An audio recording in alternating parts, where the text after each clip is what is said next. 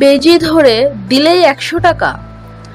আবেদন ছিল একটাই, ওদের মারিস না, ধরে এনে দে আমাকে। এমনি এমনি তো দেবে না, বিশেষ করে যেখানে পায়রা ধরে খেয়ে নিচ্ছে ওরা, পিটিয়ে মারা সেই আক্রোশ থেকে। তাই একজনকে অক্ষত অবস্থায় পাওয়ার জন্য 100 টাকা মূল্য ধরে দেওয়া।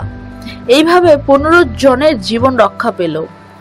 তবে শুধু জীবন রক্ষা নয়, পুনর্বাসনও দরকার। দমদম পার্কে বাগজোলা খাল সংলগ্ন 100 ফুট বাই 30 ফুট জায়গা জুড়ে তৈরি ফুল ফল গাছের বাগানে ছেড়ে দেওয়া হয়েছে ওদের।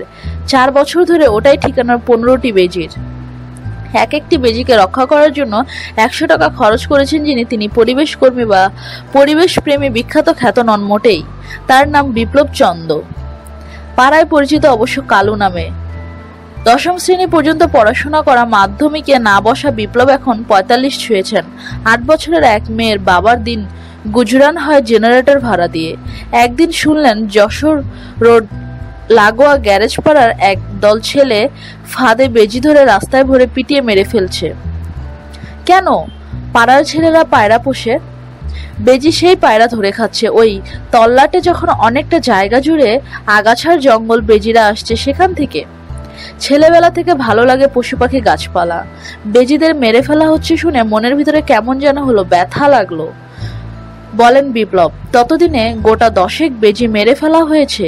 বিপ্লবের কথায় আমি ওদের সঙ্গে সমঝোতা করলাম, বললাম বেজি ধরে না ফেরে আমাকে দে, বেজি প্রতি 100 টাকা তোদের দেব। ওরা রাজি হলো। স্থানীয় বাসিন্দা, পশ্চিমবঙ্গ দূষণ নিয়ন্ত্রণ পর্ষদের চেয়ারম্যান তথা পরিবেশবিদ কল্যাণ রুদ্রের বক্তব্য, বাস্তবতন্ত্রে প্রতিটি প্রাণ একে অপরের সঙ্গে জড়িয়ে, একে অপরের অস্তিত্বে সহায়ক। নগরায়নের ফলে বেজির মতো প্রাণীরা বিপন্ন হয়ে পড়েছে, যার ফলে মানুষের সমস্যা।